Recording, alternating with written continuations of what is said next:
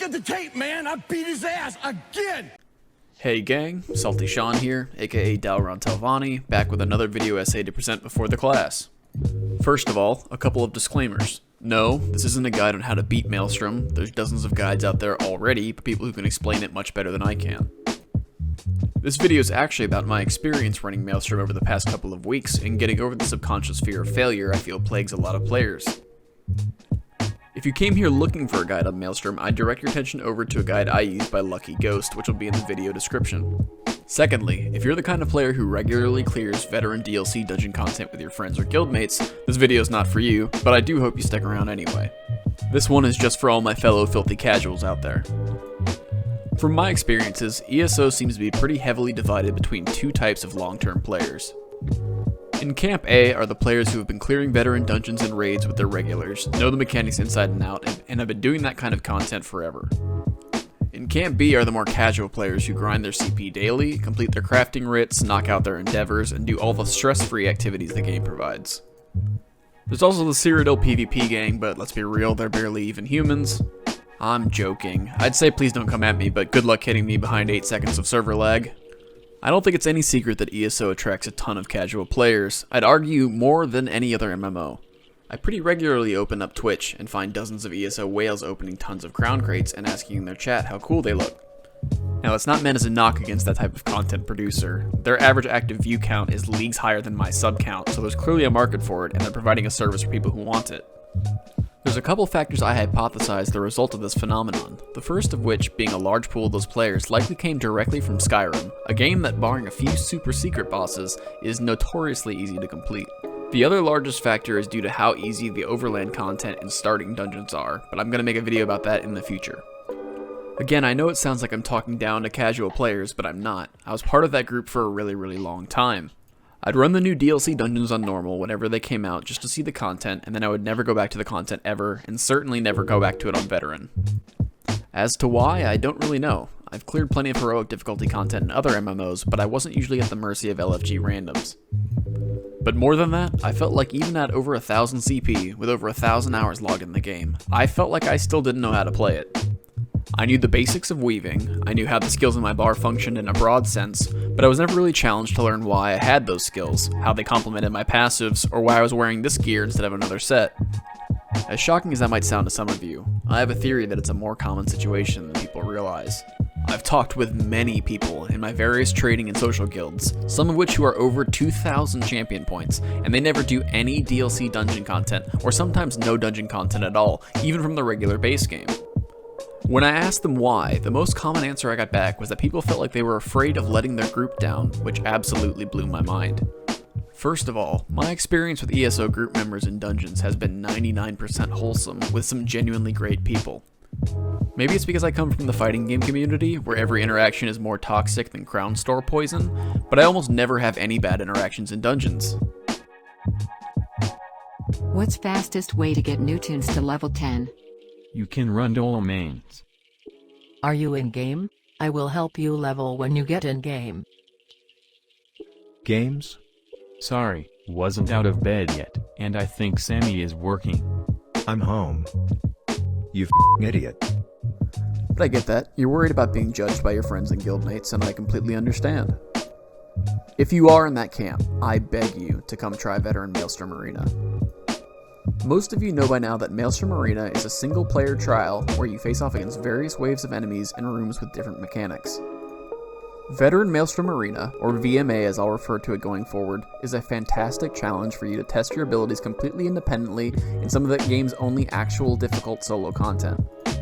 I entered VMA completely on a whim, just wanting to see how far I could get to test myself in a group-free environment.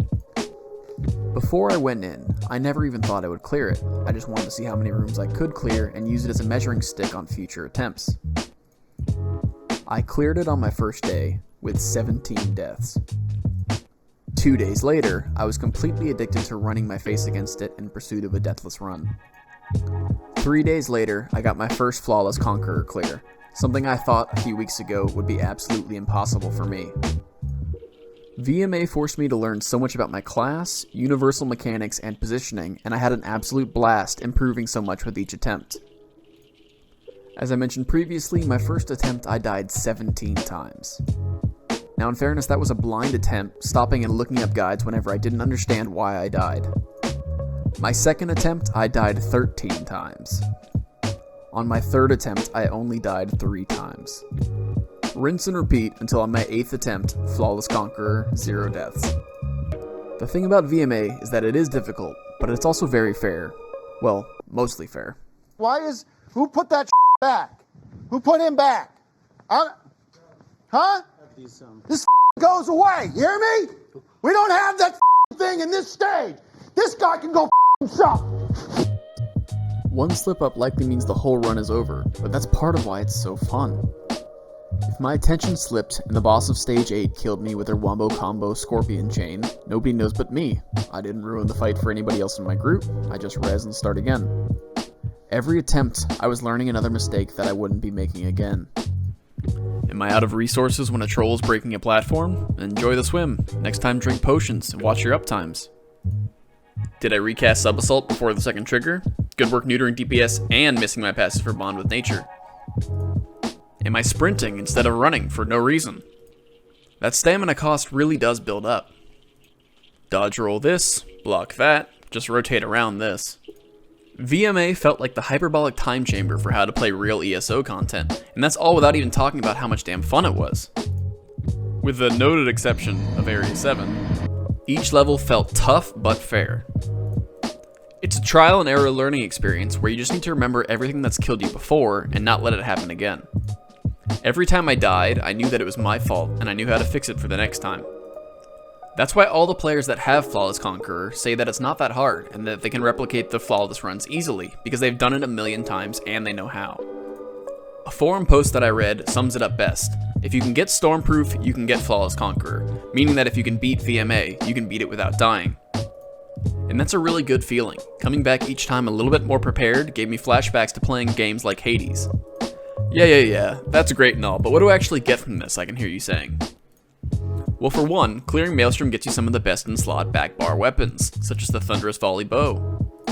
Veteran difficulty drops slightly better versions that are almost exactly as useful and are mainly for styling on your friends and family. On top of that, there's a zillion item sets which, thanks to the sticker book system, you'll be filling up each time you down a boss, even the easy ones. And as corny and dumb as this sounds, VMA gave me confidence. Confidence that I do know how to actually play the game and can clear any content in it. Since then, I've been clearing a ton of veteran DLC dungeons with guild members and random pugs, including hard modes. Side note, holy shit, why didn't anyone tell me veteran base game dungeons were this easy? I would have gotten my monster set ages ago. My point is that if you're even the tiniest bit interested in clearing the difficult content in this game, and I think you absolutely should, but you're worried that you can't, please consider running VMA, and maybe it will inspire you like it did for me. So I'm addicted to this. Not in a literal medical sense, but I don't think I could live without. Again, I'm not criticizing anybody for playing the game the way they want to. It's literally the game's motto. But I've been having more fun playing ESO these past few weeks than I ever have before because I'm trying content that I never thought I could do. It's really telling how the top 2 responses I've seen after posting my accomplishment in various Discords and Reddit, wherever, were either "Congrats, now farming it's a total breeze," or "Congrats, that's something I'll never be able to do." And I'm here to tell you that yes, you can. I am not a smart man. The medical term for my condition is dumb monkey brain. But if I can do it, I know that you can too. Thanks for watching. I've been Salty Sean, and as always, I hope you smoke skooma and worship Daedra. Hey gang, thanks for sticking it out this long. I just wanted to go over a couple housekeeping items real quick. First off, I got a Twitter. I don't know how to use it, but if you're interested in seeing my dementia develop in real time before I even hit 30, you can give me a follow in the social links. Secondly, I did also link my Instagram account. It's pretty much exclusively for my painting projects, most of which is Warhammer, but I did actually get a set of the Skyrim miniatures, so I'll be working on those eventually as well if you're interested.